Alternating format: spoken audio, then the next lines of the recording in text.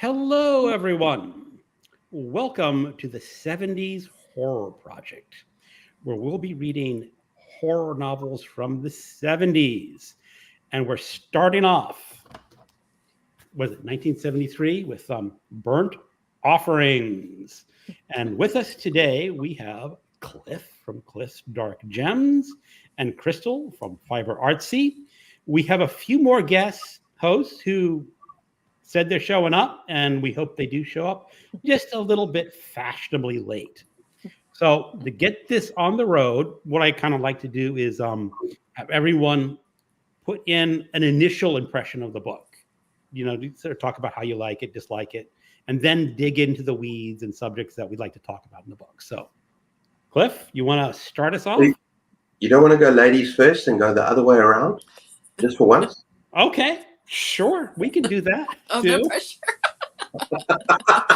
I was trying to be nice here. Come on. Okay. I tease. So first impressions after finishing the book was I really loved it. And I was immediately drawn into the story. I went through it very quickly because I was just like on the edge of my seat wanting to know what was happening. So I did listen to the audio, so I worked through those quicker anyway, but yeah, I breezed through it. I just had to know what was going on. And so yeah, first impressions were, yeah, I really love this. Did you just listen to the audio, or did you read along? I just did the audio. Okay. Mm-hmm. How was the narrator on that It one? was good. Okay. Yeah. I mean, yeah. It was a male narrator, but he did well. Yeah. Kept me entertained, kept me into it. So Cool. All right, Cliff. Okay. Yeah, first impressions, very similar. It's a 5-star read for me. It is a slow burn. And what I like about it, it's not a kind of your typical haunted house story where you got ghosts and you got jangling chains and you got things on the walls and funny things happening. I like the fact that it was more like a possession thing, like The Shining by Stephen King, something like that, where the house is an entity in itself. And I found that very, very enjoyable. And not so much a haunted house story. I'm not sure if we can do spoilers right from the beginning. Well, obviously, this is like a book club discussion, so spoilers are to be expected. When I put it, it says spoilers in the title. So yeah, so almost like a vampiric house as opposed to a haunted house. The house is an entity, and like you said, it grabbed me from the beginning, and it's slow burn and a character study of this family being kind of torn apart. I loved it. Mm-hmm. It was just so chilling and creepy, and the tension is just like kind of built up constantly. And so yeah, I couldn't put it down. Loved it. 5 stars. Excellent. I think I'm pretty much in agreement. I really liked the pace of this book that you don't get a lot nowadays. Everyone nowadays is fast paced. Let's get some action in real quick, and you come across this, and again, you are introduced to the characters and their situation, and just build up and build up. And maybe it's just because I'm older, I just kind of grew up with that slower pace of books, and I just totally enjoyed it. I can relax with it. I can see everything, and you're wondering, like you said, where it's going, because you're told this is a haunted house story, but like Cliff said, it's not your ghost rattling chains. Mm-hmm. And I'm not even sure after finishing this I would call it a haunted house book. It's something completely different.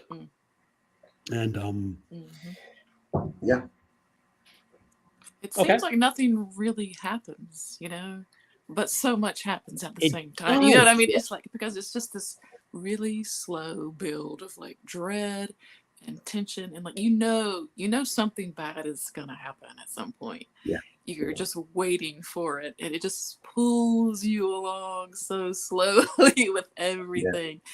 Yeah, I just thought it was just wonderfully done. Yeah, It is. It's like one of those final reveals where everything is kept You're like, hidden yeah, until the end. yeah, Well, even at the end, it's like ambiguous It and yet is. and yet strangely satisfying, yeah. because it felt almost cosmic, Lovecraftian, sort of. You kind of want to know what this house is. You kind of want to know Now, what it is behind it, but during the story, it doesn't really matter. It's about the characters, it's about the stress, it's about the tension and what happens to this family, and and I just love the way that this house is kind of rebuilding itself from, like I said, it's like a vampiric kind of house. Yeah. and that's the most important thing. And people criticize it because they say, well, nothing really happens. What's going on? And the ending is just that. But actually, we're going to get to the ending later. I've got my thoughts. But I thought it was very good. yeah, I did. I mean, like you say, it's like when things happen, the author doesn't come out directly and show you everything. Like the scene at the end, there's with Ben and David. Now, I guess we should, for people remember, there's Marion, husband. I keep getting the son and David's name confused. Terrible with names. Ben and David. I think Ben is the husband, David is the son. Yeah. I just say husband, wife, and kid, and aunt. That's a good one. Now, also, Crystal, you heard the audiobook. How does that narrator pronounce Mrs. Alderrice's name? Yeah, that's how. Yeah, Alderrice. Okay. Alderrice. Alderrice. Okay. And what I loved is like you never see her. Yeah. It's just always behind this closed door. And does she eat her? With these patterns on, and these humming, and these photographs, and this, it's beautiful. Like Psycho, there's supposed to be a mom, right? There's supposed to be something Yeah. And the thing is, like, 'cause I said, I read this about a month ago. I reread the last chapter because I said, I got to bring myself back into the story. And I guess rereading that last chapter again, I was struck when, it's what is in the final scene where Marion is going out, and she does not explicitly say that the husband and son are dead. No. It's heavily implied, but it's just there. But maybe that's because at that time she's lost all interest in them. Well, I think the even husband before is she had lost interest in them. Yeah. Because she was the house that she's totally obsessed. It's about obsession. She's given herself over. Yeah, she gave herself over quite a while ago to the house as opposed to her family. She made a choice. Right. Yeah. So here's the thing is this is not the first time that people have been brought in to take over the house. And it's like this is just a cycle. Yeah. That the house gets built up and then it falls back down, and then they bring. And here's the thing: is Marion going to be the next Mrs. Alderrice? Yeah. What? I'll put my hands up to that. I'm sorry. that there's always a Mrs. There's always a mother. And She's the mother, continuing her existence through the house by not reincarnated, just a possession, maybe. Yeah. Oh, that woman in the chair, maybe taking over from her. But there's foreshadowing throughout. She starts eating the mother's meals, right? Yeah. The meals that she eats 3 times a day, that the mother doesn't always touch, she starts eating those meals. She is going to be the new mother. And from the moment she enters the house, the cleaning and the obsession, the house takes hold of her. I think she's meant to be the new mother. Yep. That's what I feel too. And this has been going on for a For a long long time. It was like it's I love it. I love it. The very last part where I hit the handyman Walker, Mm. who may be a brother to the other two, not entirely. I don't know his He story. called her mother. Yeah. So Yeah. and he says there's no more room for pictures on the wall. And they go, well, that's what you're here for, to figure that out. And I was just like, and then for whatever reason, I did not catch it fully the first time, but the brother stands up out of his wheelchair Mhm. Yeah. at the very end. At the very end, yep. And you're going, what is that all about? I didn't catch that. Okay. I didn't catch that. It's all this facade, and they're just Wow. Okay. pretending. Or maybe he's part of the house. They part of the house. They help you too.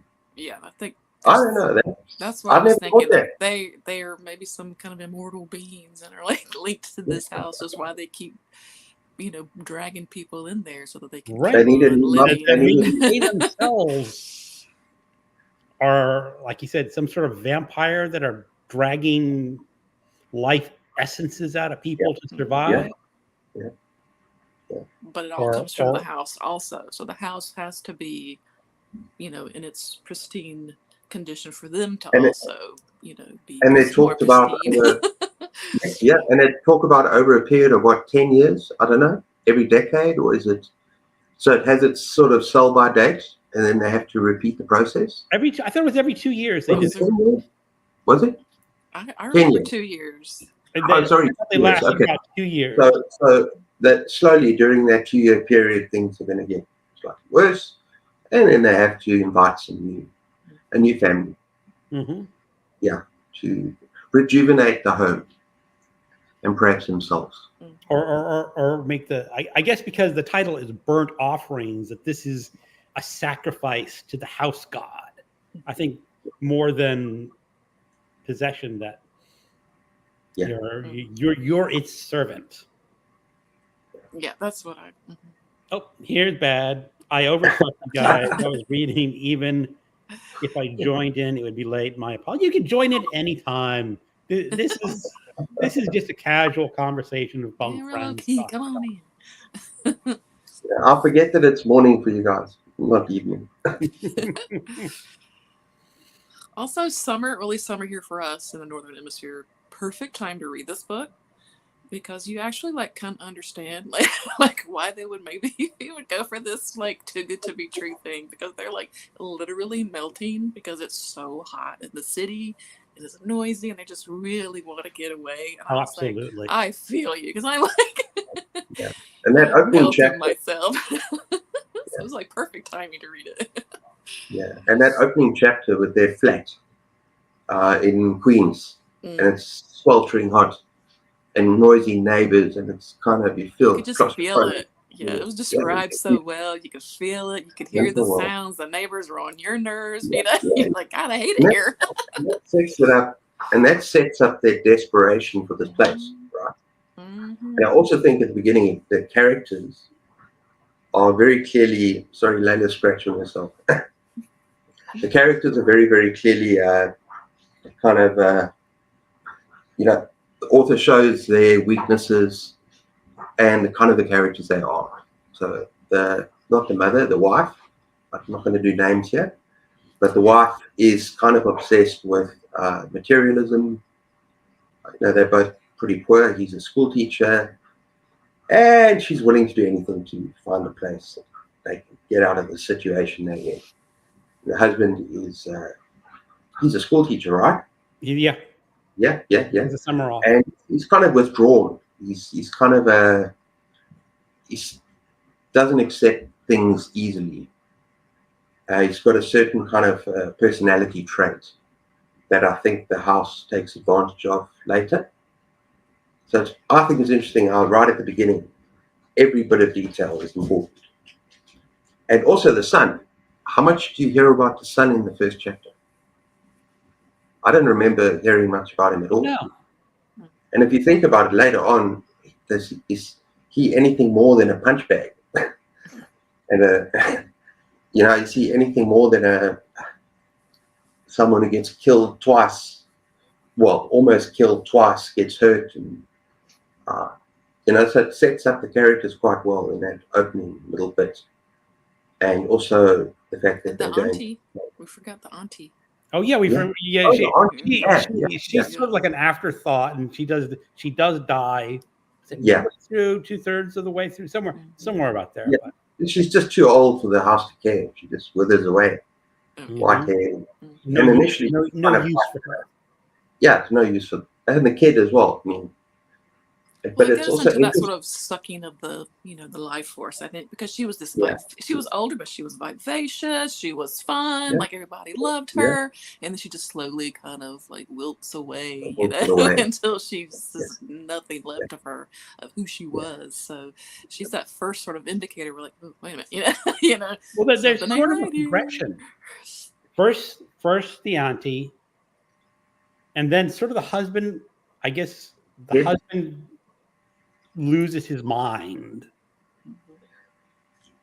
Why is that?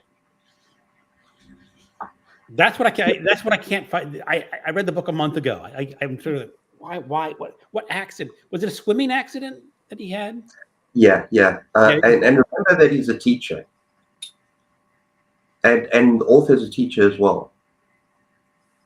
And perhaps there was some kind of difficulty with students, and maybe repressing some anger, and repressing also the fact that he constantly was bettered by his wife, and anything that he wanted to do, his wife would basically, convince him otherwise.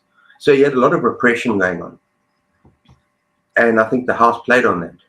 I think it played on all of them differently, and I can't remember. I think the swimming scene or afterwards, talking about something coming out of his brain, where he went violent.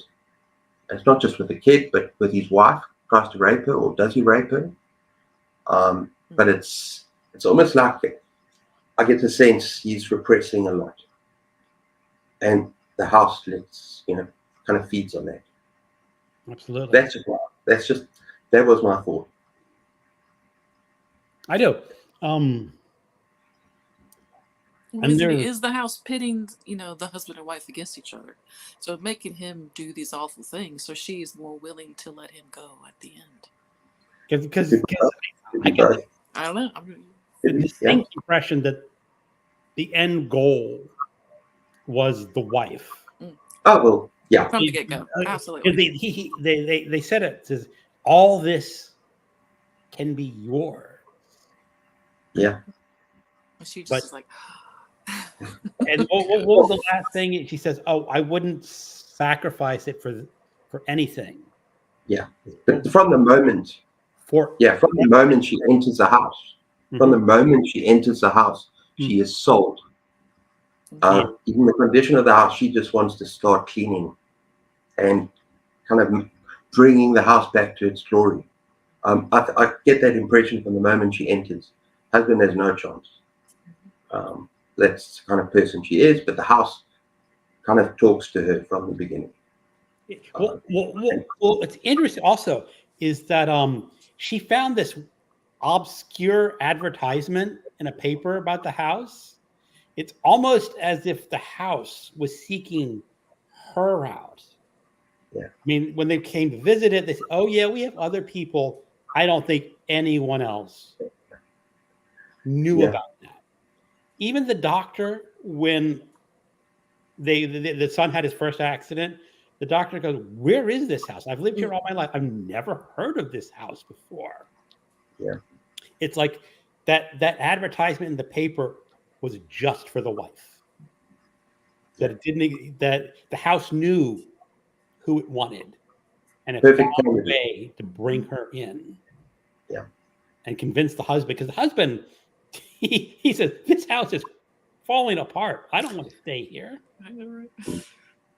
But the wife saw everything, and she's just like. I think that's why the brother and sister say it takes us, it's a certain kind of person, you know. It's got to be the one that they hook immediately, of course. Right. Even if other people come look at it, they'll walk away. So like, well, they're not the ones. But you know, Yeah. Marion was just the perfect candidate this time around. But I think that's why it sets it up perfectly from the beginning. It describes husband and wife and their personality. Mm-hmm. So it kind of sets it up. They are going to be the ones. But I want to get back to the son, because you don't really hear a lot from him in the house either. You don't see things from his perspective. No. And really, he is just a punching bag. I mean, it just seems that not even the mother and father don't seem to care that much. Well, besides the fact that the father tried to kill him in the pool, which was quite a chilling scene. Yeah. I don't know what the heck you'd seen. But then, yeah, he gets hurt lots of times, and the gas in the room. Oh, yeah. But he's kind of there to be hurt, or I don't know what it is. Something about his character. He's going to go, but it doesn't matter if he lives or dies. And I know it would. Now, the thing is, especially older ones, the children were not considered real characters in books until more modern. I mean, I guess that it's just they're a couple with a child, but the author, like you said, did not invest much telling you about the child, other than he bought him some popular toy. Yeah, I think was it G.I. Joe? Was it? Yeah. Because I remember G.I. Joes from my youth. So, but then he lost interest immediately. Yeah. And get brought up into the house. It was almost like there was a neglect from the beginning, or a feeling of, I don't know, because I didn't even know they had a kid until a few chapters in. Yeah, I wasn't sure how old he was in the beginning either. Yeah, nothing. No details. He was just there to be sucked dry. And I think he was around 8, though. Somewhere, that's what I figured. Yeah.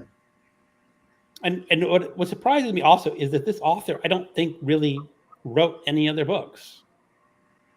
No, he did write other books, but they weren't nearly as successful. Although this one is not it's 5-star for me. It's not exactly a favorite, if you want to call it that. It's not. It's a classic horror novel, but it's not. A lot of people don't like it. Well, like I said, when I started this project, I looked up for like what are the best classic 70s horror novels, and this novel came up on a number of lists. I mean, like you said, it may not be the top, but everyone who reads the 70s horror says, oh yeah, this is a good book that should be included. And I'm glad it got included, because even though I had bought this on my Kindle years ago, it's like, $1.99. Okay, I'll buy that someday, But Yeah. Well, I chose it, so I'm glad. I know. I enjoyed it. Oh, yeah. It's a good opening shot. The second, I think a lot. Reading it today, I mean, it's definitely, like we talked earlier, it's just different, than sort of books of today. So it is slower paced and things, but some people like that, and sometimes you just don't. So it's just, I love a good slow burn. So this is just right up my alley. I mean, I made this comment about one of the last horror books I read, which was published in 2023, that the author just jumped into the action immediately. All the characters always in danger, always having to fight their way out of some situation, which I guess is the norm for today's style, because the author is thinking, oh yeah, I can see this on a movie and see the car chase or whatever. Even though this book was turned, I have not seen the movie version of this, and I'm not sure I'd be that interested in. I heard it's pretty good. I'd be interested. I would like to see how the actors portray these characters. I wonder if it's. I want to see if I can find it somewhere. And see how they do the pacing in a movie. If that's if they leave it just that build up towards the end.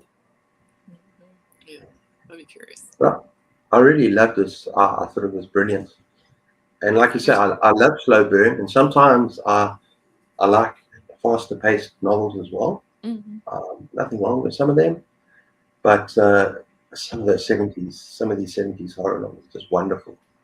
It's you have to be patient, and you have to take your time with the characters and the build up.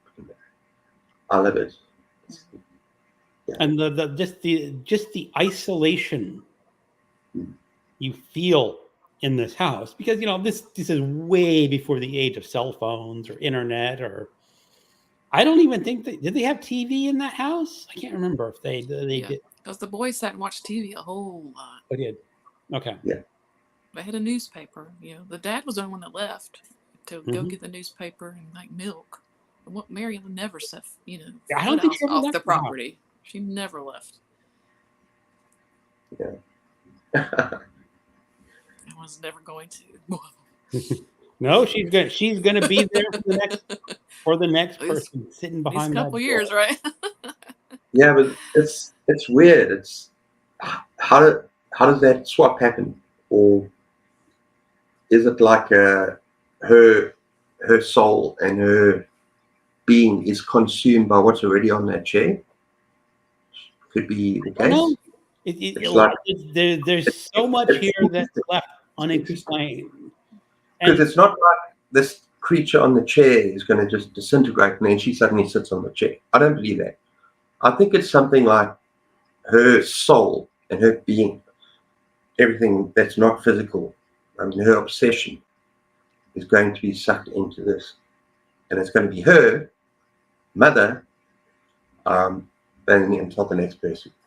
I don't know how it works, but it's fun to think about. Mm-hmm. And also the idea of this house is some sort of cosmic thing. Lovecraftian kind of. I would have actually liked to know, even from an author interview or something like that, of what is this thing? What is this house? Where does it come from? Its origins. I would have liked to know a little bit about the origin story. It didn't matter to the story to me because I enjoyed the story. But just thinking about it afterwards, I would like to know what this house is.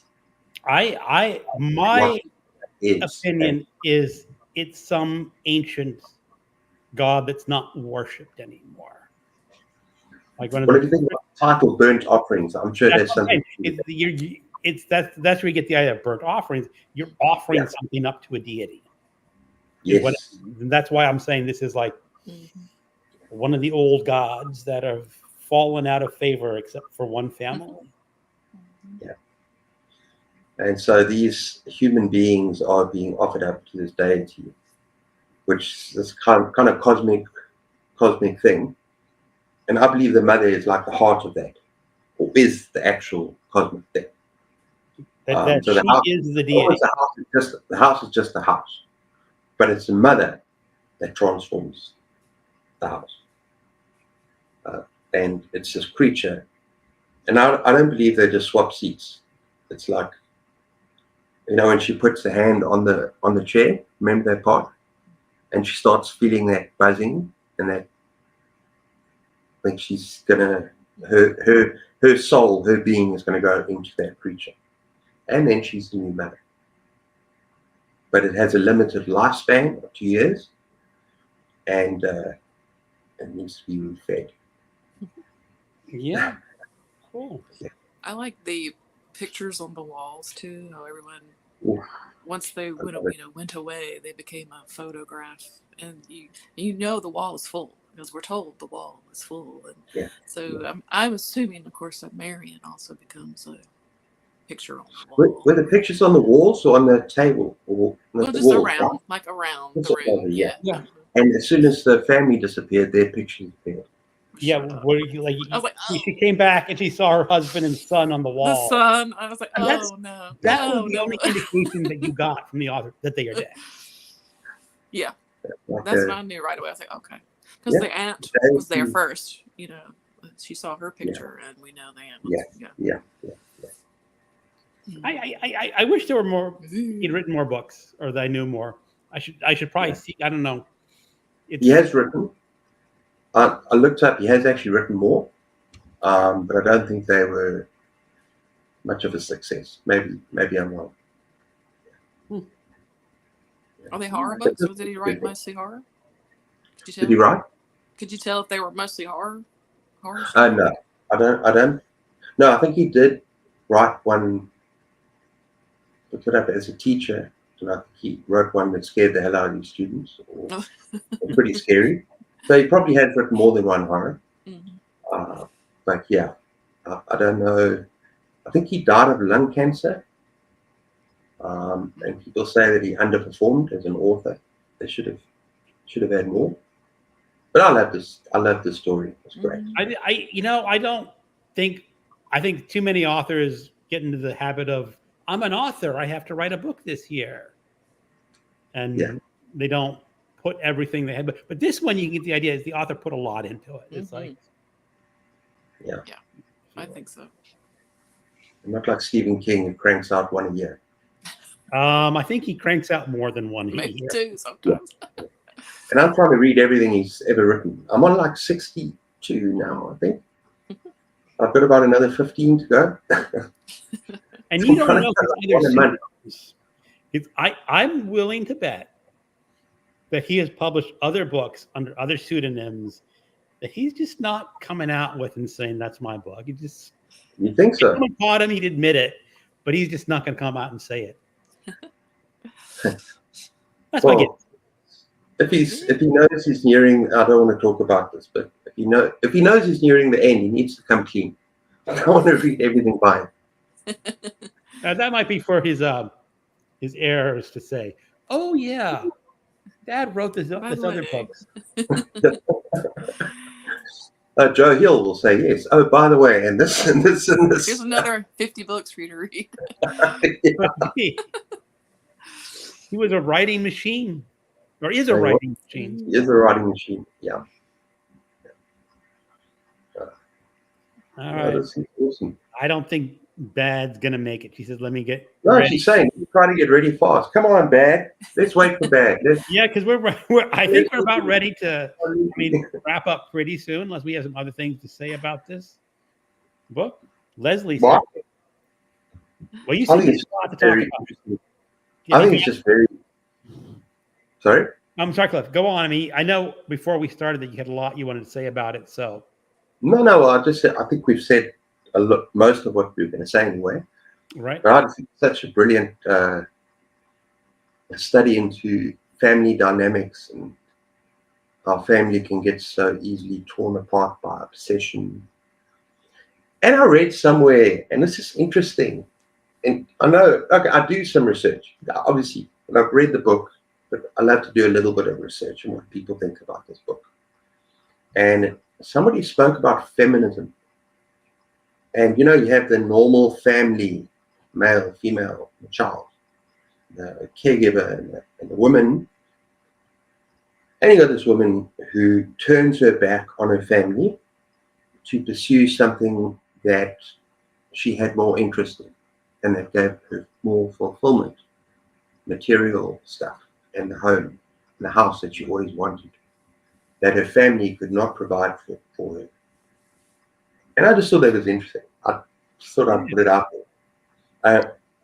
Might not, and as someone joining us. Sorry? You're going to have someone else join us? Yeah. We got Demoness back. Demoness. Hello there. Guys, friend. Hey, Crystal. Hey, Greg. I'm sorry. That is such a cool book. I woke up early. I did. I woke up earlier. I was like, okay, I could fall asleep. I could go back to bed. And then 11 o'clock comes around. I'm just like, I messed this one up. I'm so sorry.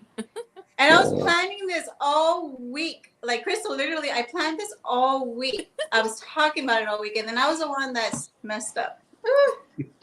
I'm sorry. You're like, Greg's going to be so mad at me. But no, you never get mad. So, you know something? Life Maybe I should send you more reminders.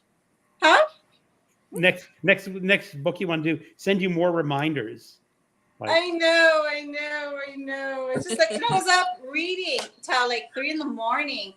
And I was like, I could do this. And like, nope, I totally bailed. I'm so sorry. And I'm like, whole half an hour late. I'm like the queen, demoness bad. I probably was like the world's record on your live stream to being late, Greg. I'm sorry.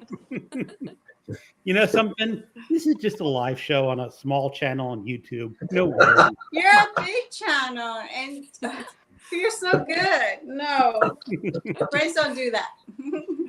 All right. So tell us, what did you think of this book overall? I mean, it was okay. So I went from extreme horror, right, and into this book. So I thought it was like pretty cozy. It was really good. It kind of threw me off. I felt like it was some kind of like paranormal kind of book because of the humming. It was like hum and like a lot of humming behind the door. So I thought like maybe it was some kind of alien to, you know, kind of. Did you guys get that impression, or was it just me? Am I just tripping? Like I thought it was like an alien kind of haunting. No, you're actually close to what we were talking about earlier. Yeah, Maybe I not was watching you guys. alien, but some kind of godlike cosmic thing. Yeah, You're exactly. And I hated the character, the mom. I thought she really pissed me off. I thought she was like, and he went to her. Oh wait, I'm going all over the place. It was cozy and it was fun. I enjoyed it. There was some really cool, scary parts, like the pool. Ooh, And yeah. then like the sex scenes was kind of like, that was my warning sign. The sex scene is like, I know he was changing into something else when he was forcibly, throwing himself on her. And that was like the warning sign. And it kind of gave me the Annabelle horror book vibes with alien stuff. So I don't know. I'm going all over the place. I just woke up. I haven't had coffee, but yeah, that's my take. It was fun. It was cozy. It was great. I want to add to that sex scene, if you don't mind. But actually, not just that, but how the husband and wife, and it talks about in the book how they had a good sex life. Yeah. And then they try, and the wife absolutely despises it and pains her, and that just shows that she's being taken over by this house and the mother, and the house is more important to her than her husband, who she's loved. And I think that becomes very clear in those physical scenes. And that sort of, and then you get to that point where it's pretty much rape. I mean, and then you add to that him trying to kill his kid in the pool. And that's when I come back to and I say there are kind of repressed feelings within him, maybe repressed anger, repressed rage. Well, part of it also is like Are we all gone? Yeah. It affects him in a different way to the way it affects the others. The aunt and the young child are kind of, aunt's just going to fade away. Young child's, I don't know. Main thing is a mother, obviously. It's obsession. Yeah. You said obsession? Obsession, yeah. With the house and with materials and with I don't know what the right word is. Obsession from the beginning, obsession with living a better life and thinking that she owns the house, but the house owns her. And she becomes obsessed with cleaning everything and making everything right in the house, preparing herself without her. And it's like, and it consumes her. The house consumes her. Burnt off her. It was an incredible house. I mean, it had chandeliers. It was a mansion. It had a garden. I mean, it even had a lake, right? Yeah.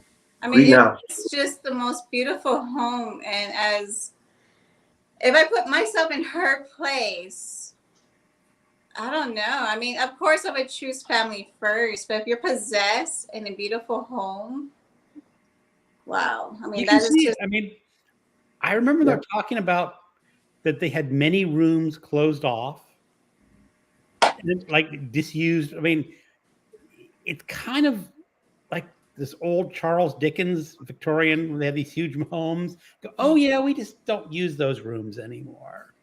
And what's lurking behind those rooms? And Mm. I will say, with Cliff, you're talking about sort of like a feminist take. I don't know necessarily I'd go that far, but when I read old stuff, I always sort of brace myself to be offended at something, because I'm like, right.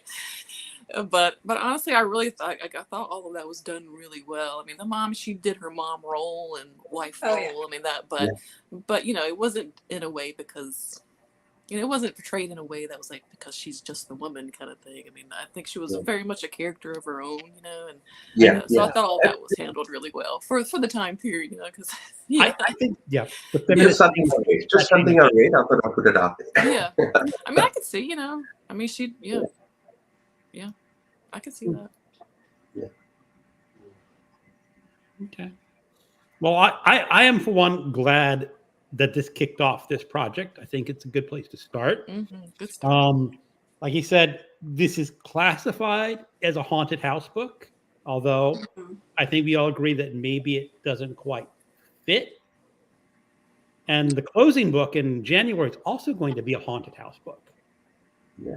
So What's it's like in January? Which one? that is the Ann River Sit-ins. Oh yeah. House next door. The house next door. So I think that'll be like that's the books that I need to get on my Kindle. Mm-hmm. Just have to start buying some books. Because you'll have approximately 10 years between one haunted house book and the other haunted house, and just see how well and different authors give that genre. Yeah. Well, it's nice to have a twist on that genre, I mean, I like a good haunted house story, but I like when it's something else too. It is. Yeah. And like the horror genre was just beginning to come into its own in the 70s, and before the flood really started. I guess the Stephen King started the big horror flood in the 73. With Carrie. Salem's Lot. Yeah. And Salem's Lot is our October pick. Yeah. That's gonna be great. That'll be my first ever to read a vampire story. Really? Yeah. Okay. That's a wonderful. I'm looking forward to a reread for that. That's going to be great. I have not read that since high school. Yeah. And that was like the 80s. I read it a couple years ago. It's not my fave, but so All right. If you want to read a vampire book, you need to read Let the Right One In. If you have not read that book, wow. Let the Right One In. Oh, that's Swedish or Norwegian? Swedish. Swedish. And it's in my top 10 books of all time. Okay. Yeah, it's better than most of. It's brilliant, absolutely brilliant, and it's so much more than a vampire novel. So much more. That's why I love it so much, because it just has so many other little nuances. Yeah. So Leslie throws in, well, I'll throw in an opinion. I love Burnt Offerings, the book as well as the movie. So she's seen the movie. So it's good. Yeah. She's the only one who has seen the movie. Yeah.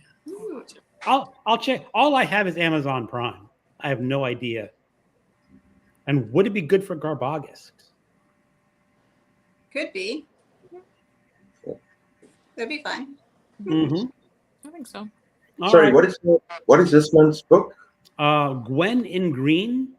Okay, I need to buy that. Oh, that one. Yeah, I'm skipping that one this month. It's Hugh Zachary, I think.